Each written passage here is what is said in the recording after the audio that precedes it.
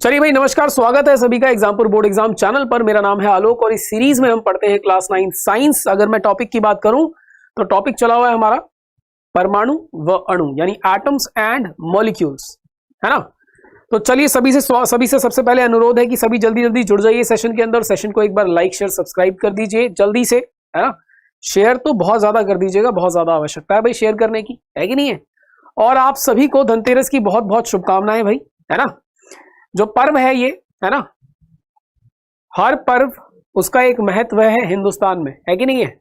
और ऐसा स्थान जैसा कि हिंदुस्तान वैसा आपको देखने को नहीं मिलेगा, क्योंकि इतने सारे पर्व मनाते हैं हम और ये कुछ खास पर्व हैं हमारे, है कि नहीं है। दिवाली व होली मेन फेस्टिवल्स हैं हमारे, है कि नहीं है। तो चलिए भाई, खूब अच्छे तरीके से मनाइएगा इस त्योहार को। धनतेरस की आप सभी लोगों को हार्दिक शुभकामनाएं। और आज के सेशन को हम लोग जल्दी से स्टार्ट करते हैं, फिर बीच में कुछ बातें भी करेंगे, है ना। कुछ कुछ बातें शेयर कर लेंगे कि भाई हम अपने टाइम में धनतेरस किस प्रकार मनाया करते थे, क्या तैयारियां चलती थी दिवाली की, पर वो इन बिटवीन द सेशन कर लेंगे शेयर। तब तक आप सभी लोगों से क्या है गुजारिश कि जल्दी से आ जाइए, सेशन को शेयर कर दीजिए, लाइक कर दीजिए, और अगर चैनल को सब्सक्राइब नहीं किया है तो चैनल को सब्सक्राइब कर दीजिए। आपके लिए त्योहारों के मौसम में भी खड़े हुए हम यहाँ पे इस प्रकार कि भाई किसी भी दिन नहीं छोड़ेंगे आपका साथ, है कि नहीं है। तो चलिए देख लीजिए एक बार जरा ये कुछ जरूरी बातें, जैसे कि आप देख ही पा रहे हैं यूपीएसआई 2021 विजय भव बैच, ये ऑफलाइन बैच है। इंडिया की बेस्ट टीम इसके अंदर पढ़ा रही है। दो बैचेस हैं अपने आप में ये, अगर आप देखें तो थियोरी बैच इसमें और प्रैक्टिस बैच। थियोरी बैच 7 से 3, प्रैक्टिस बैच 4 बजे से लेकर 10 बजे तक रात को, है ना। तो 40 दिन का बहुत ही शानदार प्लान कि आपका एग्जाम 100% निकले। आपकी नजर में कोई भी अगर तैयारी कर रहा हो यूपीएसआई एग्जाम की, तो उन्हें कहिएगा कि एग्जामपुर के इस ऑफलाइन बैच के साथ अवश्य जुड़े। यदि वो ऑफलाइन बैच के साथ नहीं जुड़ सकते तो ऑनलाइन बैच के साथ भी जुड़ा जा सकता है। और किस प्रकार भाई यूपीएसआई 2021 के लिए एक बैच, क्रैश कोर्स बैच निकाला गया जिसका नाम रखा गया अंतिम प्रहार। तो इस अंतिम प्रहार से जुड़ना ना भूलिए, बहुत ही बेहतरीन फीचर के साथ और 50% तक का डिस्काउंट, यानी 50% डिस्काउंट आपको अगर आप इस्तेमाल करते हैं यूपीएसआई 50 कूपन कोड का, तो आपको ये डिस्काउंट में मिल जाएगा। 499 रुपए का बैच पड़ेगा डिस्काउंट के बाद, बहुत ही मामूली सी fees. Uttar Pradesh police constable 2021 के लिए सूरमा बैच है हमारे पास। आप की नजर में कोई भी तैयारी कर रहा हो तो उन्हें कहिएगा मात्र 749 रुपए की मात्र छोटी सी फीस, 749 रुपीज की छोटी सी फीस पे आपको मिलेगी इस एग्जाम की बेहतरीन तैयारी, बेहतरीन कंटेंट, बेहतरीन टीचर्स, है ना। तो जरूर जुड़िएगा इस बैच से। इसके अलावा आरओ की अगर तैयारी कर रहे हैं तो हमारे पास प्रखर बैच है, एसएससीजीडी के लिए आचार्य बैच। प्रखर बैच की फीस 4,999 रुपए, 50% डिस्काउंट RA50 कूपन कोड का इस्तेमाल करने पे। आचार्य बैच की फीस 1499 रुपए, GD33 कूपन कोड का यूज करने पे आपको मिल जाएगा 33% तक का डिस्काउंट। 33% के डिस्काउंट के बाद ये बैच आपको पड़ेगा 999 रुपए में मात्र, ठीक है भाई। बहुत ही ज्यादा करीब है आपका ये एग्जाम, तो भाई देख लीजिए, जल्दी जल्दी जुड़ जाइएगा। कहिएगा उन सभी को जो तैयारी कर रहे हैं वो जल्दी जल्दी जुड़ जाए।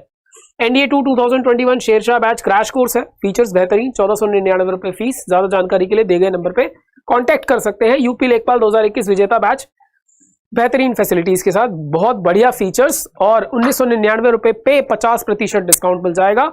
कूपन कोड यूज कीजिएगा विजेता, बैच का नाम भी विजेता। चलिए, ये तो कुछ जरूरी बातें थी जो आपसे डिस्कस करनी थी, है ना। इसके अलावा भाई जब प्रमोशन चली रही है तो ये भी देख लीजिए, class 10 science everyday 7 PM by Alok sir, है ना। ये भी होती है, यानी क्लास 10th भी पढ़ाते हैं भाई। क्लास 9th के साथ साथ क्लास 10th भी पढ़ाई जाती है। तथा physics for NTPC CBT 2 and group D by Alok sir everyday at 5 PM, यानी कि 5 बजे फिजिक्स की क्लास चलाई जाती है एनटीपीसी CBT 2 व ग्रुप डी की तैयारी करने वाले स्टूडेंट्स के लिए, ठीक है। ये मेरे लिए था प्रमोशन, है कि नहीं है। चलिए बढ़िया, बेहतरीन। आज आ जाते हैं भाई, शुरुआत करते हैं, है ना। लास्ट क्लास में हमने क्या देखा, हमने देखा कि भाई जो एटम है उसका भार, यानी परमाणु का जो भार होता है उसको किस प्रकार से हमने उस भार की तुलना की, और उस भार को हमने निकाल के सभी परमाणुओं को जो है भार, सभी परमाणुओं को हमने देखा कि किस प्रकार आएगा, है ना। तुलना करके तुलनात्मक रूप से हमने सभी का भार जो है वो निर्धारित कर लिया, देख लिया हमने कि इस प्रकार इसका भार जो है इसके बराबर आ जाएगा, है ना। और जो कि काफी सटीक बैठा भी, है ना, काफी मशक्कत के बाद पर काफी सटीक बैठा। आज हम क्या देखने वाले हैं कि ये जो परमाणु है या ये जो अणु है ये किस प्रकार से किस प्रकार से ये आपकी प्रकृति में ये मौजूद किस प्रकार से होते हैं, कि ये किसी के साथ घूमते हैं हमेशा या अलग घूमते हैं, अकेले अकेले, किस प्रकार से इनका नेचर है, क्या प्रकृति है इनकी, इन सब चीजों की बातें करेंगे एक एक करके, और बहुत सारे प्रश्न भी लेके आया हूं आपके लिए। तो पहले शुरुआत कर लेते हैं किस चीज से, केमिकल किसकी बात करें, हाउ डू एटम एग्जिस्ट, यानी परमाणु किस प्रकार से अस्तित्व में रहता है, जिसकी हम बात करने वाले थे। तो भाई किस प्रकार से अस्तित्व में रहता है, तो आप ये ध्यान दीजिएगा कि केमिकली अनरिएक्टिव, यानी कुछ तो ऐसे परमाणु मिलेंगे आपको आपकी प्रकृति में कुछ ऐसे परमाणु मिलेंगे जो कि क्या होते हैं भाई, रासायनिक तौर पे अगर आप देखा जाए तो वो अनरिएक्टिव यानी अभिक्रियाशील नहीं होते। वो आप उनके सामने कैसा भी लालच रख दीजिए कि भाई सोडियम से बॉन्ड बना लो, मैग्नीशियम से बना लो, पोटेशियम से बना लो, चलो ठीक है नॉन मेटल से बना लो, क्लोरीन से बना लो, आयोडीन से बना लो, वो किसी के साथ बॉन्ड नहीं बनाएंगे। वो कहेंगे भाई हम किसी के साथ संबंध नहीं बनाएंगे, हम तो केवल और केवल प्रकृति में कैसे, किस अस्तित्व में, फ्री स्टेट में, मुक्त रूप से, स्वतंत्र रूप से घूमेंगे, क्योंकि उन्हें किसी की आवश्यकता ही नहीं है। तो ऐसे तत्व भी मौजूद हैं जिन्हें हम नोबल गैस कहते हैं, जो कि केमिकली अनरिएक्टिव होते हैं, यानी किसी के साथ भी बॉन्ड नहीं बनाते, किसी भी अदर एटम के साथ, यानी किसी भी अन्य परमाणु के साथ भाई क्या नहीं करते, वो अभिक्रिया नहीं करते और स्वतंत्र रूप से प्रकृति में भाई पाए जाते हैं। इनके नाम क्या है, सबसे पहले तो इन्हें नोबल गैसेस कहा जाता है, जैसे कि हीलियम है, नियोन है, आर्गन है, क्रिप्टन है ना। क्या है, हीलियम है, नियोन है, आर्गन है, क्रिप्टन है, ठीक है। ये सभी क्या है, ये कुछ उदाहरण हैं ऐसे तत्वों के जो कि प्रकृति में आपको मुक्त रूप से मिलते हैं, ठीक है। ये याद रखिएगा, ये उदाहरण आपके लिए महत्वपूर्ण है। अब आपको अभी इस क्लास में, इस कक्षा में, इस टॉपिक के अंदर आपको क्या समझाने का प्रयास किया जा रहा है, आपको पहचान करवाई जा रही है तत्वों के साथ कि तत्व किस किस प्रकार के होते हैं, क्या उसकी प्रकृति होती है। बहुत गहराई से नहीं, पर थोड़ी थोड़ी बातें, सभी थोड़ी थोड़ी जानकारियों को मिला के आपको दिया जा रहा है, एक प्रकार की खिचड़ी देखा जाए तो, है ना। तो देखिए जरा अब हम बात करें केमिकली रिएक्टिव। क्या सभी ऐसे तत्व होते हैं जो कि केमिकली अनरिएक्टिव होते हैं, यानी कि अभिक्रियाशील नहीं होते, किसी भी अन्य तत्व के साथ अभिक्रिया नहीं करते? क्या सभी इसी प्रकार के परमाणु मौजूद है? नहीं, ऐसा नहीं है। बल्कि मैं ये कहूंगा कि नोबल गैसेस, है ना, नोबल गैसेस या आइडियल गैसेस, ऐसा इस तरीके से पुकारा जाता है इन्हें। तो नोबल गैसेस और आइडियल गैसेस जो हैं, ऐसे तत्व बहुत कम मौजूद हैं, ऐसे बहुत कम तत्व मौजूद हैं। अधिकतर तत्व जो हैं वो किस प्रकार के होते हैं भाई, बहुत ज्यादा अभिक्रियाशील होते हैं, बहुत ज्यादा अभिक्रिया करते हैं, और उन सबको जरूरत है कि वो किसी ना किसी के साथ जुड़कर ही वो अस्तित्व में आ सकते हैं। बिना जुड़े, बिना किसी के साथ जुड़े वो अस्तित्व में ही नहीं आ पाते। जैसे उदाहरण के तौर पे मैं आपको कहना चाहूंगा केमिकली रिएक्टिव यानी अभिक्रियाशील तत्वों के बारे में। क्या है वो? हाइड्रोजन है। हाइड्रोजन कभी भी H रूप में आपको नहीं मिलेगा, ये किस रूप में मिलेगा ये मैं आपको बताऊंगा, लेकिन ये हमेशा आपको क्या मिलेगा, किसी ना किसी के साथ बॉन्डेड मिलेगा, यानी किसी ना किसी के साथ, किसी अन्य तत्व के या अपने ही तत्व के परमाणु के साथ, समझ रहे ना आप, अपने ही तत्व के या किसी अन्य तत्व के परमाणु के साथ जुड़ा हुआ मिलेगा सदैव। इसका अस्तित्व जो है अकेला ये भाई एग्जिस्ट ही नहीं करता, अकेला ये अस्तित्व में ही नहीं आता। लिथियम भी इसी प्रकार से, सोडियम और पोटेशियम, ये कुछ उदाहरण है, ये कुछ उदाहरण है उन रसायनों के तत्व या उन तत्वों के जो कि बहुत ज्यादा अभिक्रियाशील होते हैं, है ना, वो अकेले अस्तित्व में आ ही नहीं सकते। चलिए, यदि अब देखिए ये तो अकेले भी घूम सकते हैं, तो इनकी बातें तो भाई यहीं पे खत्म हो गई। अब हम बात करेंगे किसकी, उनकी जो कि भाई अकेले नहीं घूम सकते, फ्री स्टेट में स्वतंत्र रूप से जो है इनका कोई अस्तित्व नहीं है। तो भाई इनकी बात करेंगे कि इनका अस्तित्व, ये अस्तित्व में आते किस प्रकार हैं, दो प्रकार से अस्तित्व में आते हैं ये। Atom exist in two ways, परमाणु अस्तित्व के प्रकार जो है दो हैं भाई, इन्हीं की बात कर रहा हूं जो कि केमिकली बहुत ज्यादा रिएक्टिव होते हैं, यानी कि वे परमाणु जो अत्यधिक अभिक्रियाशील होते हैं वे दो प्रकार से अस्तित्व में आते हैं। पहला प्रकार क्या है, ये, और दूसरा ये। या तो ये मॉलिक्यूल बनाएंगे यानी अणुओं के रूप में, या तो आपको ये मिलेंगे प्रकृति में, या फिर ये आयंस बनाएंगे यानी आयनों के रूप में मिलेंगे आपको प्रकृति में, ठीक है। तो भाई अब ये देख लेते हैं कि ये दोनों रूप किस प्रकार के रूप हैं। है ना, इन्हें कैसे पहचाना जाए, है ना, और इनके बारे में, इनके गुण दोष, भाई सारी चीजें देख लेते हैं एक एक करके। चलिए देखते हैं कि हमारा क्या है इसमें और क्या जानना बाकी है, आपको एक बार देख लीजिए। देखिए, जब कोई परमाणु मॉलिक्यूल यानी अणु या फिर आयन के रूप में आ जाता है तब वो स्टेबल हो जाता है। स्टेबल हो जाता है यानी कि अब वो अस्तित्व में आ सकता है। एक बार कोई भी अभिक्रियाशील परमाणु एक बार किसी के साथ क्या कर ले, बॉन्ड बना ले, है ना, एक बार बॉन्ड बना के या तो वो अणु के रूप में या फिर आयन के रूप में आ जाए तो वो क्या हो जाएगा, स्टेबल हो जाएगा, अस्तित्व में आ जाएगा भाई, है ना, स्वतंत्र रूप से। फिर वो भी स्वतंत्र रूप का अर्थ है कि मॉलिक्यूल यानी अणु वो आयन के रूप में आने के बाद वो स्वतंत्र रूप में घूम सकता है ना। चलिए, through we cannot see, though we cannot see the individual molecules, लेकिन फिर भी आप ऐसा मत सोचिएगा कि अगर किसी परमाणु ने अणु बना लिया या कोई परमाणु जो है आयन के रूप में आ गया तो फिर वो आप उसे देख सकते हैं क्योंकि वो बड़ा हो जाएगा। नहीं, आप तब भी उसे नहीं देख पाएंगे, आप तब भी उसे नहीं देख पाएंगे क्योंकि वह अत्यधिक छोटा होता है उस परिस्थिति में भी, है ना। भाई हमने शुरुआत में ही आपसे ये बातचीत की थी, जब ये हमने चैप्टर स्टार्ट किया था, मैंने कहा था एक पानी की एक बूंद के अंदर कई हजार आपको क्या मिल जाएंगे भाई, अणु व परमाणु मिल जाएंगे, है ना, अणु परमाणु मिल जाएंगे कई हजार, है ना। तो आपको क्यों लगता है कि अगर वो मॉलिक्यूल यानी अणुओं के रूप में आ जाए या फिर आयन के रूप में आ जाए तो आप देख पाएंगे? नहीं देख पाएंगे। आप अपनी आंखों से तो, साधारण आंखों से तो आप केवल बिल्कुल नहीं देख पाएंगे, इस चीज को तो ध्यान रखिएगा, है ना। चलिए अब हम बात कर लेते हैं मॉलिक्यूल्स की। किसकी बात कर लेते हैं? मॉलिक्यूल्स की, यानी हम बात कर रहे हैं अणुओं की। एक एक करके हम पढ़ेंगे कि भाई अणु क्या है ना, फिर आयन क्या है, इस प्रकार से हम चीजों को जानेंगे। पहले अणु देख लेते हैं। A molecule is an electrically neutral, a molecule is an electrically neutral atom of two or more atoms chemically bonded together। मैं समझाता हूं आपको क्या कहना चाह रहा है। ये कहना चाह रहा है कि भाई एक अणु जो होता है वो क्या होता है भाई, विद्युत रूप से क्या होता है भाई, वो न्यूट्रल होता है, यानी उसके ऊपर कोई आवेश नहीं होता, देखा जाए तो किसी भी प्रकार का कोई आवेश नहीं होता, उदासीन होता है, विद्युत रूप से उदासीन होता है, न्यूट्रल होता है, ठीक है, विद्युत रूप से उदासीन, यानी उसके ऊपर कोई भी आवेश नहीं पाया जाता, है ना। और वो बनता कैसे है, वो बनता कैसे है, या तो दो या दो से ज्यादा परमाणुओं के, दो से ज्यादा परमाणुओं के रासायनिक मिलन से, रासायनिक मिलन यानी केमिकल बॉन्डिंग, रासायनिक जब संबंध बनता है, रासायनिक संबंध से, रासायनिक मिलन से क्या बनता है भाई, केमिकल बॉन्ड बनता है।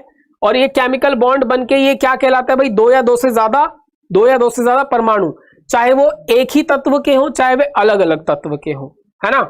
अगर वे दो या दो से ज्यादा परमाणु हैं और उनके बीच में रासायनिक अभिक्रिया हुई तो उससे जो है क्या बनेगा भाई, मॉलिक्यूल यानी अणु बन जाएगा, है ना। और उसके बाद अणु के रूप में वो प्रकृति में अस्तित्व में रह सकता है और आराम से भाई घूम सकता है, पाया जा सकता है, इस प्रकार से हम कह सकते हैं। अब ये जो मॉलिक्यूल यानी अणु होते हैं ये भी दो प्रकार के होते हैं। ये मॉलिक्यूल दो प्रकार के कैसे होते हैं, अभी हमने बात करी भाई एक तो वो जो सेम एलिमेंट यानी एक ही तत्व के जो दो अणु मिलेंगे तब, उदाहरण के तौर पे देखिएगा, जब एक ही तत्व के दो परमाणु मिल जाए, जैसे H+H आपको क्या मिलेगा, H2 मिलेगा, Cl+Cl कैसा मिलेगा आपको भाई, Cl2 मिलेगा, है ना। और भी आप देख सकते हैं, Na+Na क्या मिलेगा भाई आपको, Na2 मिलेगा, है ना। ये क्या है, इस प्रकार से इस परिस्थिति में ये पहला टाइप है, यानी पहला प्रकार है जिसके अंदर तत्व जो है ना, तत्व एक ही है और एक ही तत्व के क्या दो या दो से ज्यादा क्या मिल रहे हैं, परमाणु मिलके आपस में एक अणु का निर्माण कर रहे हैं। भाई मैंने तो दो ही बताए, दो से ज्यादा भी बता देते हैं भाई, दो से ज्यादा भी बता देते हैं, आपको पता भी है। देखो 3 O मिलके क्या बनाते हैं, O3, जिसे आप क्या कहते हैं भाई, ओजोन कहते हैं। क्या कहते हैं, ओजोन कहते हैं। ओजोन की परत आपको पता है, पृथ्वी के ऊपर क्या है, ओजोन की परत है जो कि अल्ट्रावायलेट किरणों से, है ना, पराबैंगनी किरणें कहते हैं शायद आप, अल्ट्रावायलेट रेज से हमें बचाती है ना, हमारी स्किन को बचाती है, हमें बचाती है। वो ओजोन की लेयर वो कैसे बनती है, 3 ऑक्सीजन के परमाणु मिलके एक अणु बनाते हैं O3 का। तो देखिए दो या दो से ज्यादा परमाणु मिलके एक अणु का निर्माण कर रहे हैं, साथ ही साथ किस प्रकार के हैं ये, एक ही तत्व के दो या दो से ज्यादा परमाणु मिलके एक अणु का निर्माण कर रहे हैं। तो इस परिस्थिति में ये तो पहला टाइप हो गया, ये क्या हो गया, फर्स्ट टाइप हो गया, फर्स्ट टाइप, पहला टाइप, पहला प्रकार हो गया ये। अब अगर मैं दूसरे प्रकार की बात करूं, सेकंड टाइप की बात करूं, क्या सेकंड टाइप की बात करूं, तो देखिएगा जरा सेकंड टाइप क्या है। सेकंड टाइप वो है जिसमें कि तत्व जो है यानी एलिमेंट जो है वो डिफरेंट होंगे जिससे मॉलिक्यूल बन रहा है, यानी अलग अलग तत्वों के परमाणु मिलके किसी अणु का निर्माण करेंगे। जैसे कि उदाहरण के तौर पे मैं आपसे बोलूं, आपको पता है कि H2 और O2 मिलके क्या बनाते हैं भाई, H2O बनाते हैं। H2 और O2 मिलके H2O बनाते हैं, तो ये हाइड्रोजन और ऑक्सीजन जो है मिलके इन्होंने क्या बनाया, वाटर का मॉलिक्यूल बनाया, पानी का एक अणु बनाया, है ना। तो ये देख लीजिए, हाइड्रोजन अलग, ऑक्सीजन अलग, और इसने क्या बनाया, H2O यानी पानी का अणु बनाया। इसी प्रकार से और भी उदाहरण देख सकते हैं हम, जैसे कि हाइड्रोजन और क्लोरीन ने मिलके क्या बनाया, HCl बनाया, यानी हाइड्रोजन अलग परमाणु, क्लोरीन अलग परमाणु, इन दोनों ने मिलके क्या बनाया भाई, इन दोनों ने मिलके हाइड्रोक्लोरिक एसिड बनाया। क्या बनाया, हाइड्रोक्लोरिक एसिड बनाया। हाइड्रोक्लोरिक एसिड ये क्या है भाई, ये भी हाइड्रोक्लोरिक एसिड का एक अणु है। तो कोई चीज अणु कब कहलाएगी, जब उसके अंदर या तो एक ही तत्व के दो या दो से ज्यादा क्या मौजूद हो भाई, परमाणु मौजूद हो, जैसे कि ऊपर दिया है। या फिर अणु तब भी कहला सकता है जब दो अलग अलग तत्वों के दो या दो से ज्यादा या एक भी हो सकते हैं, दो भी हो सकते हैं, कितने भी, अगर दो अलग अलग तत्व हैं उनका एक एक एटम भी मिलता है, यानी एक एक परमाणु भी मिलता है, तो एक अणु का निर्माण कर सकता है। एक या एक से ज्यादा परमाणुओं का मिलन क्या कर सकता है भाई, एक क्या बना सकता है, अणु बना सकता है, यदि परिस्थिति दूसरी वाली है तो, यानी जब तत्व अलग अलग है तो, है ना। ठीक है, तो ये आपको ध्यान रखना है क्योंकि इस पे प्रश्न आता है क्लास 9th में, स्पेशली आपको ये चीज याद रखनी है। ठीक है, चलिए थोड़ी सी बातचीत कर लेते हैं भाई। ऐसा है, दिवाली का सीजन चल रहा है, अभी तो दिवाली गुजरी भी नहीं है, अभी तो दिवाली गुजरेगी तो दिवाली गुजरने का भी खुमार होगा हमारे सर पे, है कि नहीं है। खुमार क्या होता है भाई, ये दिवाली गुजरने का खुमार क्या होता है, देखिए मैं आपको बताऊं कि हर उम्र के लोग दिवाली को अलग तरीके से मनाते हैं। देखा जाए तो यदि मैं बात करूं कि आपके घर में आपके जो बड़े होंगे वो ज्यादातर जो है बिजी होंगे दूसरों से मिलने में और दूसरों को दिवाली विश करने में या मिठाइयां देने में, या अगर मैं बात करूं आपके घर में आपके जो फीमेल स्टाफ क्यों कहा मैंने कि मतलब जो आपको घर में जो महिलाएं मिलेंगी वो ज्यादातर घर की सफाई करने में, घर की साज सज्जा में लगी रहती हैं, और जो घर के बच्चे होते हैं वो उधम काटने में लगे रहते हैं। तो सभी जो है दिवाली नाम का इस्तेमाल करके भाई पूरी तरीके से काम में लगे रहते हैं, और दिवाली के गुजरने के बाद एक लंबी सी सांस आती है, और उसमें क्या होता है भाई, उस लंबी सी सांस में पता चलता है कि हश दिवाली हो गई, है ना। और भाई बहुत थकान हुई दिवाली के अंदर क्योंकि बहुत सारा कुछ किया हम सभी ने, है ना, ऐसा ही होता है। तो वो एक दिवाली का खुमार होता है, उसी की खुमार की बात कर रहा था। तो अभी तो दिवाली बीती भी नहीं है ना, अभी तो दिवाली का मौसम चल रहा है, और आज मैं देखा जाए तो अभी धनतेरस, छोटी दिवाली, बड़ी दिवाली अभी है ना, सभी का आपको लुत्फ उठाना है ना। आज आप धनतेरस मनाएंगे, है कि नहीं है।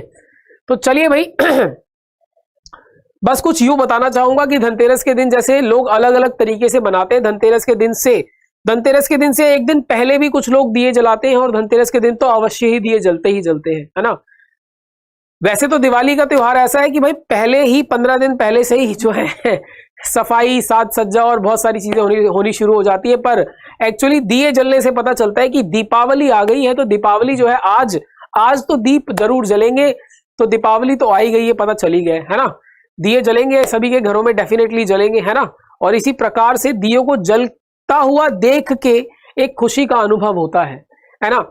जब आपके गुरुजी यानी मैं जब छोटा था और जब मैं देखता था कि दीपावली में दिए जलते हैं, तो उन दियों को बैठ के गौर से आराम से बस देखा करता था, है ना।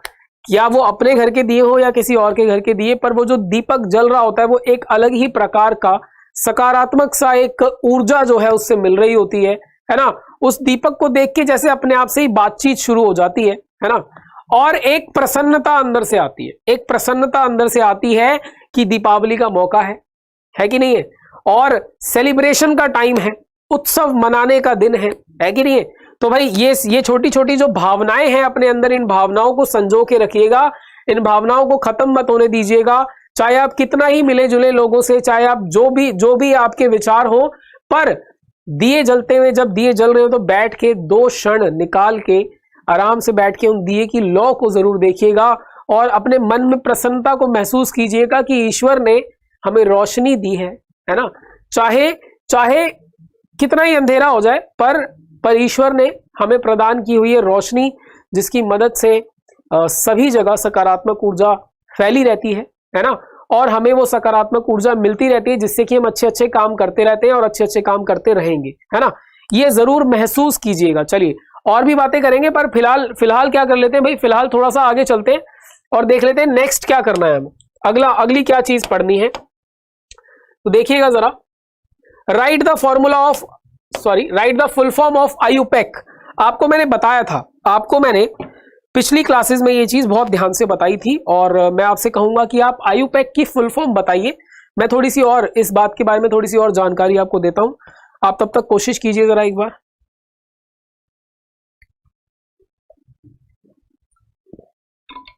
हाँ, थोड़ी सी कोशिश कीजिए जरा कि आयुपेक क्या है। देखिए आयुपेक क्या है, इसके बारे में बातचीत थोड़ी सी कर लेते हैं। आपको बताया गया था, आपको मैंने बताया था, जैसे हाइड्रोजन है, हाइड्रोजन का नाम हाइड्रोजन पड़ा, उसका सिंबल H माना गया, है ना। वैसे ही हीलियम का नाम हीलियम पड़ा और उसका सिंबल He को माना गया। तो ये जो नाम रखना और ये जो सिंबल बनाने के ये जो कार्य हैं, ये सब कार्य किसके अंदर आते हैं, आयुपेक के अंदर आते हैं, है ना। और आयुपेक के बारे में मैंने बातचीत आप लोगों से की थी, और आप लोग तो सभी जो है इस चैप्टर को कई बार कर चुके होंगे अब तक, क्योंकि मैं मान के चल रहा हूं कि आप लोगों ने किया ही है ये चैप्टर, है ना। तो एक बार देख लेते हैं इसकी फुल फॉर्म क्या है। इसको कहते हैं इंटरनेशनल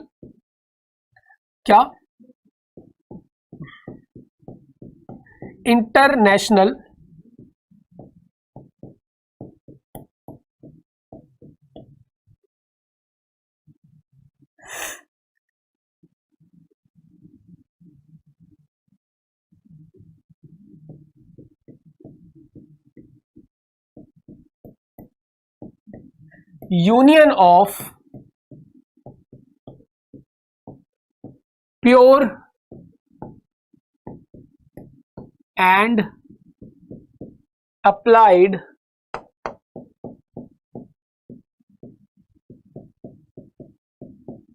केमिस्ट्री।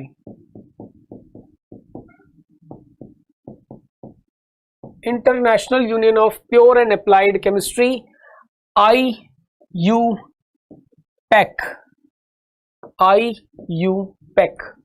आयुपेक, है ना, international union of pure and applied chemistry. तो भाई ये नाम आपको याद रखना है, इसी प्रकार से आपकी एनसीईआरटी में दिया हुआ है, इसको याद रखना आप लोगों के लिए आवश्यक है ना। और पेपर में 1 नंबर का क्वेश्चन आ जाता है, चाहे आप कोई सी भी मीडियम से बिलोंग करते हो, आपको इसको इसी प्रकार इस नाम को लिखना पड़ता है ना। तो इस नाम को याद रखिएगा। चलिए अगला प्रश्न देखते हैं, अगला प्रश्न क्या कहता है, ठीक है। देखिए जरा, name the scientist who gave atomic theory of matter. Atomic theory of matter किस साइंटिस्ट द्वारा दिया गया था, एक बार मुझे नाम बता दीजिए उनका, ठीक है, जल्दी से।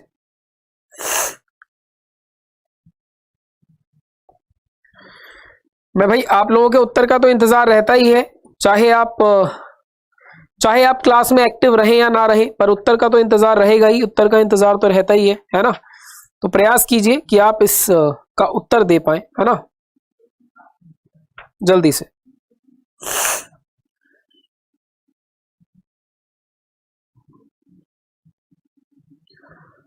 क्या प्रश्न है, एक बार और प्रश्न बोल देता हूं। Name the scientist who gave the atomic theory of matter, यानी एटॉमिक थ्योरी को क्या कहते हैं भाई हम, एटॉमिक थ्योरी, है ना। जो परमाणु सिद्धांत, पदार्थ का परमाणु सिद्धांत, ऐसा नहीं है हिंदी में नहीं होगा, हिंदी में भी होगा, है ना।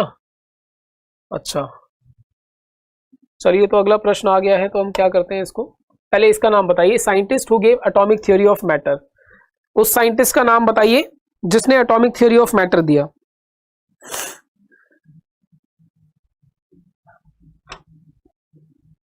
जल्दी से।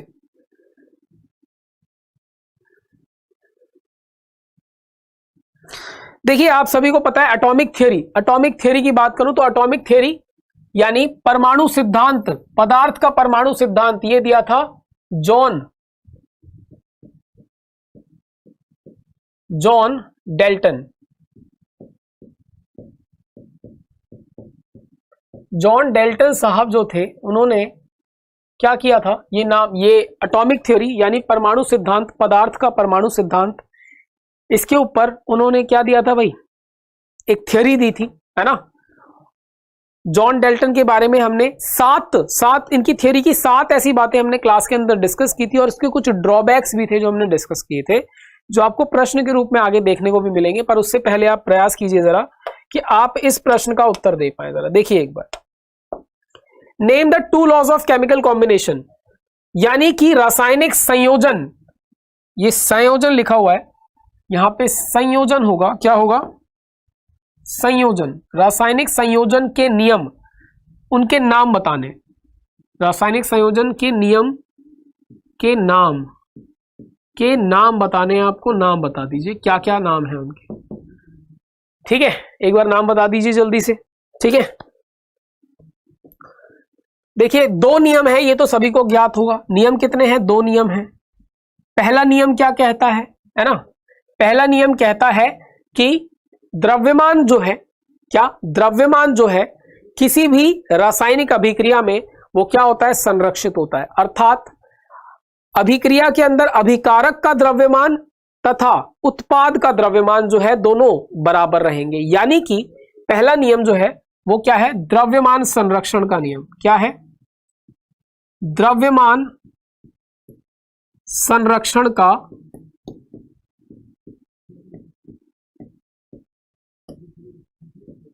नियम, ठीक है, द्रव्यमान संरक्षण का नियम, पहला नियम। अगर मैं दूसरे नियम की बात करूं, तो जो दूसरा नियम है वो क्या कहता है, वो कहता है कि किसी भी रासायनिक अभिक्रिया के अंदर जो आपको जो पदार्थ हैं, जो यौगिक होंगे, जो बनते हैं, या आप उनका ही इस्तेमाल करके अगर वो अभिक्रिया करते हैं तो भी, उनके अंदर मौजूद जो परमाणु हैं, उन यौगिकों के अंदर मौजूद जो परमाणु हैं, और उन परमाणुओं का अनुपात, वे परमाणु व उनका अनुपात पहले से निर्धारित होते हैं। परमाणु व उनका अनुपात पहले से निर्धारित होता है किसी भी यौगिक के अंदर, है ना। यानी इसे constant proportion, law of constant proportion भी कहते हैं, स्थिर अनुपात का नियम। तो स्थिर अनुपात, किस चीज का स्थिर अनुपात, ये आपको समझ आया होगा, क्या कहते हैं इसे, स्थिर अनुपात का नियम कहते हैं, स्थिर अनुपात का नियम, है ना। जैसे कि उदाहरण के तौर पे आपको पता है, आपको बताया गया था कि जो पानी है जिसका फॉर्मूला H2 होता है, इसके अगर मैं इस पानी के अणु के अंदर अगर मैं बात करूं कि हाइड्रोजन और ऑक्सीजन, सदैव हाइड्रोजन और ऑक्सीजन ही जो है क्या होगा, जुड़ेगा। संयोजन किसका होगा, हाइड्रोजन और ऑक्सीजन का होगा, सदैव किसके अंदर, पानी के अणु के अंदर। तो एक प्रकार से ये क्या है, स्थिर अणु हो गए, स्थिर परमाणु हो गए। मतलब ये परमाणु जो पानी बनाएंगे वे परमाणु एक प्रकार से स्थिर है, और इनका अनुपात भी स्थिर है, क्योंकि यदि आप इनके द्रव्यमान का अनुपात निकाल के देखेंगे तो हाइड्रोजन क्या 2 हाइड्रोजन है, इसलिए उनका जो द्रव्यमान क्या है 2 है। जबकि ऑक्सीजन की बात करें तो ऑक्सीजन का द्रव्यमान 16 होता है। यदि आप इसको क्या करेंगे भाई, साधारण तरीके से जब आप इसे लिखेंगे तो ये क्या आएगा 1:8। तो पानी के अणु के अंदर जो हाइड्रोजन और ऑक्सीजन जो है, हाइड्रोजन और ऑक्सीजन जो है, उनके द्रव्यमान की यदि बात करूं, तो उनके द्रव्यमान की हिस्सेदारी सदैव 1:8 की रहेगी। किसकी रहेगी? 1:8 की रहेगी सदैव, है ना। इसलिए इसे क्या कहते हैं? स्थिर अनुपात का नियम। आप किसी भी यौगिक के अंदर देख लीजिए ना, किसी भी यौगिक के अंदर, आपको मैंने और भी उदाहरण दिए थे, तो मैं मान के चल रहा हूं कि इस प्रश्न का भी उत्तर आपको सही तरीके से समझ आ गया और आपको याद भी हो गया है। अब हम आगे चलते हैं, ठीक है, आगे चलते हैं, अगला प्रश्न देखते हैं। देखिए, what are the building blocks of matter, यानी पदार्थ जो होता है ना, पदार्थ में जो मूलभूत, किसकी बात कर रहे हैं? पदार्थ का आधार, पदार्थ का, किसी भी पदार्थ का मूलभूत आधार क्या है, आपको उसका नाम बताना है। और भाई अगर चैप्टर का नाम पता है तो उसका नाम भी पता होगा आपको। एक बार मैं आपको फिर से बताना चाहूंगा, क्लास 9th साइंस जो है वो मंडे, ट्यूसडे, वेडनेसडे 3 दिन चलती है ना, याद रखिएगा, क्योंकि मैंने देखा है बच्चे कई बार बाकी दिनों में भी पूछते हैं, तो इसलिए मैंने आपको बता दिया। देखिए, पदार्थ जो है उसका जो आधार है, यानी मूलभूत जो आधार है, क्या है भाई? वो, इसे आप परमाणु कहते हैं। क्या कहते हैं? परमाणु। परमाणुओं से ही मिलके, परमाणु, पदार्थ का सबसे छोटा कण क्या कहलाता है? परमाणु। परमाणु ही आपस में मिलके किसी भी प्रकार का पदार्थ बनते हैं, चाहे वो पदार्थ किसी भी प्रकार का हो। अगर मैं इंग्लिश में बात करूं तो आप इसे क्या कहते हैं? Building block of matter is what? It is atom. It is atom. Any matter is made up of atom. कोई भी जो मैटर है वो एटम से ही मिलकर बना है ना। इस चीज के बारे में हमने शुरुआत में ही, चैप्टर के शुरुआत में ही काफी अच्छे तरीके से बातचीत करी थी। चलिए कुछ और प्रश्न देखते हैं, है ना, कुछ और। ये तो आसान प्रश्नों से शुरुआत करी है, कुछ और अच्छे अच्छे प्रश्न धीरे धीरे आएंगे, देखते जाइए। Name the unit in which the radius of an atom is usually expressed, यानी परमाणु की त्रिज्या को किस मात्रक से दर्शाया जाता है। ये अच्छा प्रश्न है देखा जाए तो, हालांकि इसे याद करना चुटकियों का काम है, पर फिर भी अगर देखा जाए तो ये अपने आप में अच्छा प्रश्न है, क्योंकि जिस मात्रक का, जिस यूनिट का इस्तेमाल हुआ है वो यूनिट आपने क्लास 9th में आके पहली बार सुनी है, इसीलिए ये प्रश्न अपने आप में अच्छा प्रश्न कहलाएगा, है ना। तो देखिए और उत्तर कीजिए जल्दी से, मैं इंतजार कर रहा हूं आपके उत्तरों का, है ना। जल्दी से उत्तर कीजिए भाई। देखिए, क्लास के बीच में मैं कहूंगा कि जैसे मैं शुरुआत में ही आप लोगों का स्वागत कर देता हूं, भाई सभी का स्वागत है ना। Very good evening, Radhe Radhe, Ram Ram, क्योंकि आज मैंने ये इन शब्दों का इस्तेमाल नहीं किया और आप सभी का वार्म वेलकम है क्लास में। तो भाई देखिए, एक बार प्रश्न और उत्तर कीजिए। इस प्रश्न के उत्तर के बाद आपसे थोड़ी सी बातचीत करेंगे, है कि नहीं है, क्योंकि भाई इस पर्व में अगर बातचीत नहीं होगी तो फिर किस पर्व की बातचीत, मतलब किस पर्व में होगी बातचीत अगर इस पर्व में बातचीत नहीं होगी तो, है कि नहीं है। चलिए जरा एक बार इस प्रश्न का उत्तर कर दीजिए जल्दी से, है ना। चलिए बढ़िया। देखिए जरा एक बार, name the unit in which the radius of an atom is usually expressed. अगर मैं बात करूं, देखिए एटम का रेडियस, जिसे आप एटॉमिक रेडियस भी कहते हैं,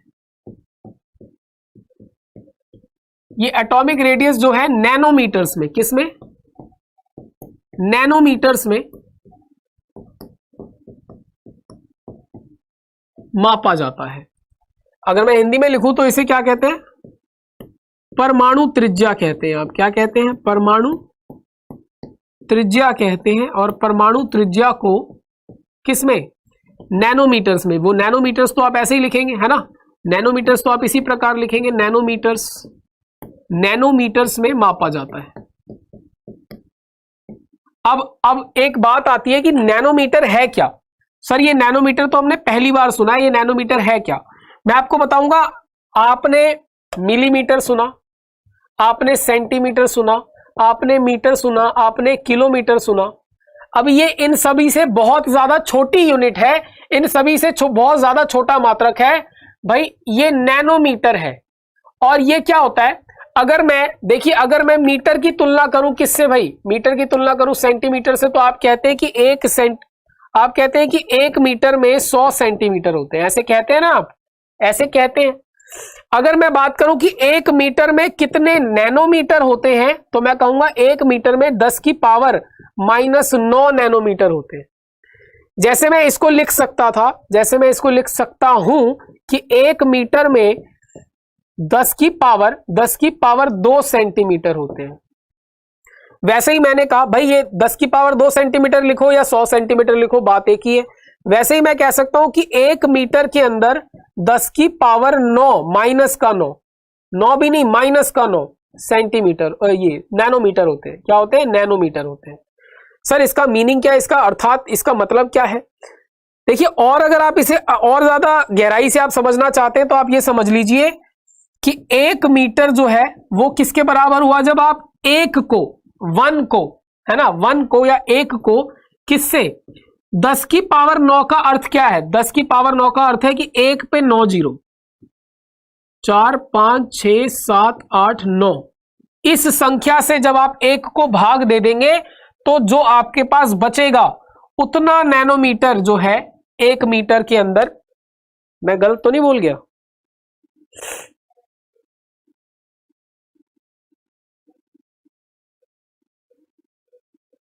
सब गलत बोल गया मैं, सब गलत बोल गया भाई मैं। एक बार एक क्षण रोकिएगा जरा, सब गलत बोल गया मैं, सुनिएगा जरा, सुनिएगा, सब गलत बोल गया मैं, सुनिए मेरे एक बार, एक क्षण बात सुनिए।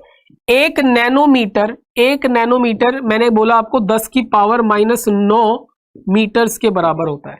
1 नैनोमीटर किसके बराबर होता है? 10 की पावर -9 मीटर्स के बराबर होता है। मैं उम्मीद कर रहा हूं अभी मैंने सही बोला है क्योंकि कुछ थोड़ा सा ना माइंड में, मेरे खुद के माइंड में थोड़ी सी खिचड़ी बन गई है, तो एक क्षण दीजिएगा, मैं जरा एक बार कंफर्म कर लूं इस चीज को। 1 nanometer equals to 10 to power -9 meters. हाँ, 1 nanometer equals to 10 to power -9 meter, बिल्कुल ठीक है, ये है सही चीज, ये आपको याद रखनी है ना। मैं इसको समझाता हूं, अब मैं समझाता हूं आपको, क्योंकि यहां जो बोला मैंने वो गलत कैसे हो गया। मैंने आपको कहा, मैंने कहा आप क्या कहते हैं 100 सेंटीमीटर में 100 सेंटीमीटर बराबर 1 मीटर, या आप इसे ये भी लिख सकते हैं कि 10 की पावर 2 सेंटीमीटर कितना होता है? 1 मीटर के बराबर होता है। ऐसे लिखते हैं आप, है ना, इस प्रकार लिखते हैं आप कि 10 की power 2 centimeter equals to 1 meter, है कि नहीं है? तो ये क्या 1 मीटर बड़ा है और ये छोटा है, समझ आ रहा है, अपने आप में पता चल रहा है ना। और ये कितना छोटा है मीटर के मुकाबले, ये कितना छोटा है ये आपको पता चल रहा होगा, है ना।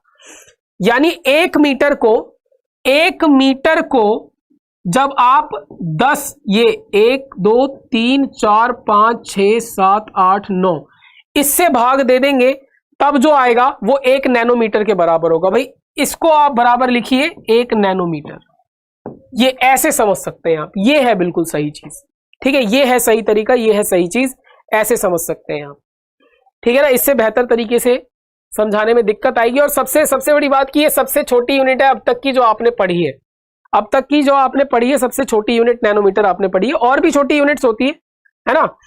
आर्मस्ट्रॉन्ग भी एक छोटी यूनिट होती है, वो 10 की पावर 10 मीटर के बराबर होती है, उसके बारे में बताएंगे आपको आगे चल के, परंतु ये आप समझ लीजिएगा इस प्रकार से। और ये अपने आप में बहुत महत्वपूर्ण भी है। थोड़ी सी यहाँ गड़बड़ हो गई, यहाँ बताते बताते मैं फ्लो में कुछ और ही बोल गया, पर अब मैंने उसे सही कर दिया है भाई, अब देख लीजिएगा एक बार, है ना, और जो गलती हुई है उसको सुधार लीजिएगा। मैंने आपको शायद ये बोल दिया कि 1 मीटर में 10 की पावर 9 नैनोमीटर होते हैं, ऐसे बोल दिया मैंने, पर ये नहीं था। क्या है? 1 नैनोमीटर में 10 की पावर -9 मीटर होते हैं, है ना। 1 नैनोमीटर बराबर होता है किसके? 10 की पावर -9 मीटर के। यानी 1 मीटर को आप किससे, इस संख्या से जब भाग दे देंगे तो जितना आएगा वो 1 नैनोमीटर के बराबर होगा, ठीक है। मैं समझ रहा हूं कि आप ये बात समझ गए अच्छे तरीके से, ठीक है। चलिए, बढ़िया, शानदार। तो अगर आप समझ गए तो हम अगले प्रश्न की तरफ बढ़ जाते हैं, ठीक है ना।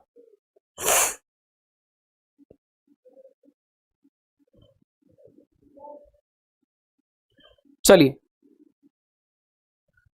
अगले प्रश्न की तरफ बढ़ जाते हैं। एक बार आपसे फिर रिक्वेस्ट करूंगा कि भाई इस चीज पे जो गलती हुई थी उस गलती को भाई अपने नोट्स में अगर आप बना रहे तो काट लीजिएगा, और ये सही तरीके से ये लिख लीजिएगा, क्योंकि ये बिल्कुल ठीक है।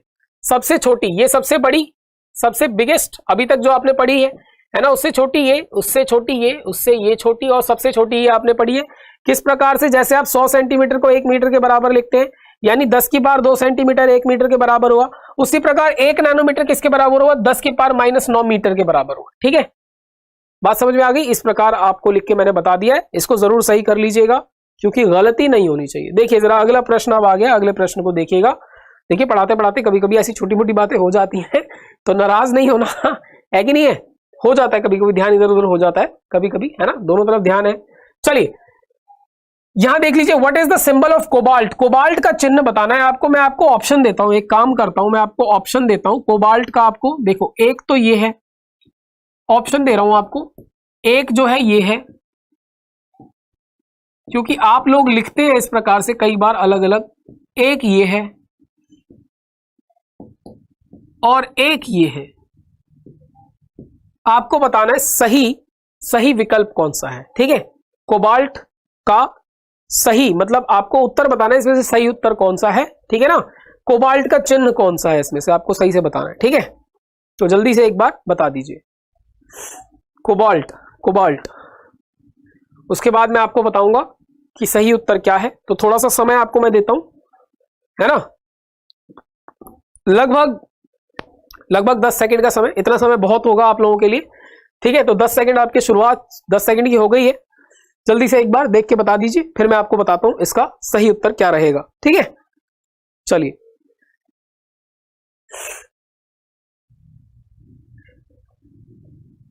भाई, इस प्रकार देखा जाए तो आपके 10 सेकंड कई समाप्त हो चुके हैं।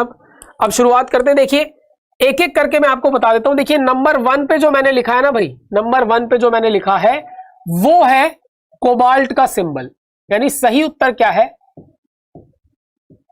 कोबाल्ट का सिंबल, सही इसका चिन्ह जो है ये है कैपिटल सी और छोटा ओ, ये होता है कोबाल्ट। यदि आप कोबाल्ट को इस प्रकार लिखने का प्रयास करते हैं, ये सी भी कैपिटल और ओ भी कैपिटल, तो भाई ये कार्बन मोनोऑक्साइड होता है। क्या होता है, कार्बन मोनोऑक्साइड। क्या होता है, कार्बन मोनोऑक्साइड होता है।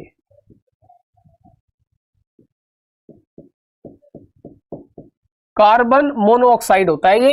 और यदि आप ऐसा कुछ लिखने का प्रयास कर रहे हैं C2O, तो मैं आपको बता दूं कि ये तो कुछ है ही नहीं, ये तो गलत है। C2O तो कोई फॉर्मूला ही नहीं है।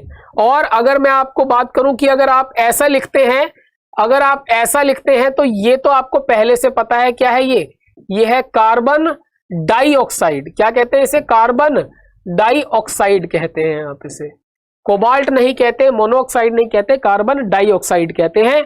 तो इस प्रकार से मैंने आपको चारों के बारे में बता दिया, और ऐसा प्रश्न आपको बन के आ सकता है। तो भाई सतर्क रहिएगा इस चीज के लिए, है कि नहीं है। चलिए बढ़िया, देख लेते हैं अगला प्रश्न, देख लेते हैं और क्या प्रश्न है बढ़िया से। देखिए, give major drawbacks of Dalton atomic theory.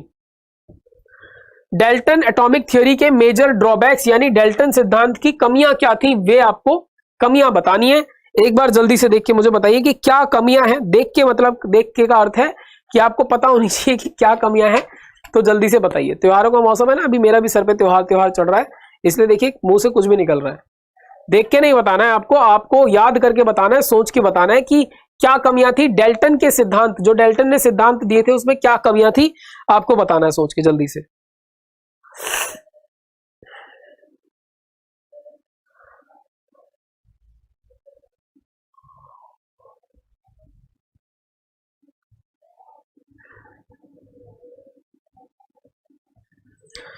चलिए, आप तो बताएंगे ही, साथ ही साथ मैं भी बता देता हूं। देखिए, डेल्टन के जो सिद्धांत थे, 7 ऐसी बातें थी जो हमने डिस्कस की थी, जिसमें से 3 बातें जो हैं इनके ड्रॉबैक्स में यानी कमियों में गिनी गई।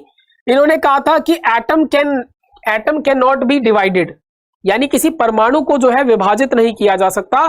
पर हमें पता है परिस्थिति के अनुसार हम परमाणु को विभाजित कर सकते हैं। भाई उन्होंने कहा परमाणु को विभाजित नहीं किया जा सकता।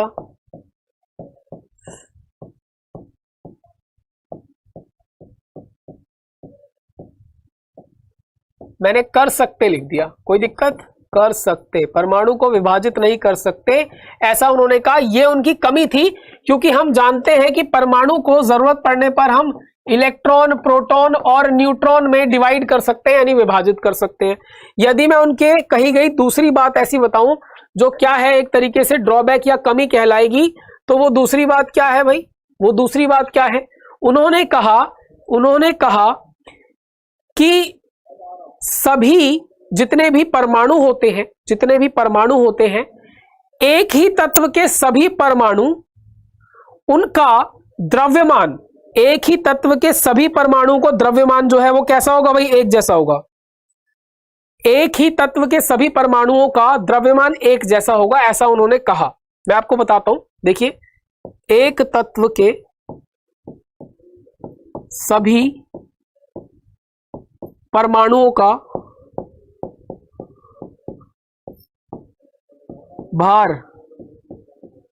भार या द्रव्यमान, जो भी आप कहते हैं, देखिए द्रव्यमान लिख लीजिए भाई, द्रव्यमान समान होगा। क्या होगा? समान होगा। लेकिन ऐसा है क्या भाई? आज हम ये जानते हैं, आज हम इस बात को जानते हैं, जैसे मैंने आपको बताया था कार्बन, क्या बताया था? कार्बन। कार्बन में क्या होते हैं? कार्बन के एलोट्रॉप्स होते हैं, यानी कार्बन के अन्य रूप। कार्बन अगर मैं बात करूं तो कार्बन का एटॉमिक नंबर क्या होता है भाई? कार्बन का परमाणु संख्या अगर मैं बात करूं तो कार्बन की परमाणु संख्या क्या है? 6। सही कह रहा हूं ना मैं? हाँ, 6। कार्बन की परमाणु संख्या, एटॉमिक नंबर, परमाणु संख्या 6 है। जबकि कार्बन के द्रव्यमान की बात करूं, यानी एटॉमिक मास की बात करूं, तो वो माना जाता है 12। लेकिन ऐसा कार्बन भी मौजूद है जिसका द्रव्यमान जो है 12 से अलग है, यानी कार्बन में क्या है? द्रव्यमान 12 के अलावा 12 से अलग द्रव्यमान वाला परमाणु भी मौजूद है। 14 द्रव्यमान वाला कार्बन भी मौजूद है हमारे पास। आज के दिन में हम ये चीज जानते हैं, ये बात हमें ज्ञात है। तो उन्होंने कहा कि द्रव्यमान जो होगा ना, किसी भी एक प्रकार के तत्व का द्रव्यमान जो है वो क्या रहेगा? एक ही प्रकार का रहेगा, चाहे वो जैसा भी कहीं से भी लाया गया हो। तो भाई द्रव्यमान जो है ना, अलग अलग भी होते हैं, वो उसी का प्रकार है कार्बन ही। कार्बन का एक और प्रकार है, पर कार्बन ही तो है वो, लेकिन उसका द्रव्यमान अलग है। द्रव्यमान अलग है तो उनकी ये कही हुई बात ये भी गलत हो गई। ठीक है, अब हम तीसरी बात कर लेते हैं। तीसरा पॉइंट, और क्या था? और कौन सी बात थी जो उन्होंने कही और वो क्या हो गई? एक प्रकार से गलत हो गई। बताइएगा जरा।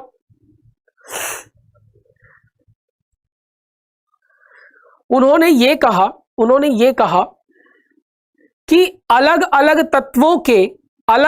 तत्वों के परमाणुओं का भार भी अलग अलग होता है और वो समान नहीं होता। उन्होंने समान होता या नहीं होता, हालांकि ऐसा कुछ नहीं कहा, पर वो अलग अलग ही होता है। जब कोई नियम बनता है ना, तो नियम की हर एक बात को, हर एक बारीकी को बिल्कुल, समझ रहे हैं आप, स्टिक होके माना जाता है। मतलब बिल्कुल उससे हर एक शब्द पे जो है ना, वो जैसा है वैसा ही माना जाता है। तो उन्होंने कहा कि अलग अलग परमाणुओं का जो भार है वो अलग अलग होता है। तो इसका मतलब वो अलग अलग ही होता है, एक जैसा नहीं हो सकता। पर आज की डेट में हम ऐसे परमाणु भी जानते हैं जिनका क्या, परमाणु संख्या अलग है परंतु भार एक समान है ना? परमाणु संख्या अलग है परंतु भार एक समान है। ऐसे भी परमाणुओं को आज के दिन में हम जानते हैं। तो क्या मैं ये तीसरा पॉइंट भी लिख दूं कि उन्होंने कहा कि अलग अलग परमाणुओं के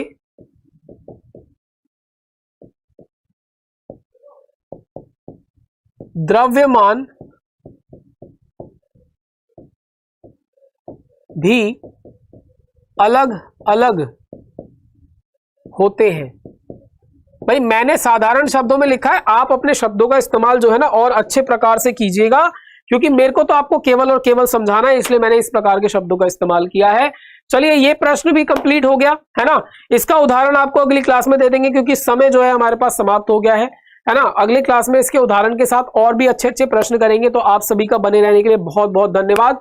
इसी प्रकार से अपना प्यार बनाए रखिए, है ना। और आपसे मिलते हैं अगली कक्षा में और भी बहुत अच्छे बेहतरीन प्रश्नों के साथ, और कंसेप्ट को और ज्यादा अच्छे से समझने की कोशिश करेंगे। छोटी छोटी बारीकियों पे ध्यान देंगे। भाई आपको पढ़ते रहना है, आपके एग्जाम जो है कभी भी हो चुके हो या होने वाले हो, आपको पढ़ते रहना है, क्योंकि आगे क्लासेस बड़ी हो रही है, जिम्मेदारी बढ़ रही है। परंतु क्योंकि दिवाली का अवसर है, तो भाई दिवाली के त्योहार को अच्छे से मनाइएगा, धनतेरस को अच्छे से मनाइएगा, छोटी दिवाली बड़ी दिवाली सभी को अच्छे से सेलिब्रेट कीजिएगा। ठीक है, wish you all a very happy Dhanteras and Diwali as well, है ना। तो चलिए अब मिलते हैं अगली क्लास में, तब तक आप सभी लोगों का धन्यवाद जुड़े रहने के लिए। Thank you everyone, thank you very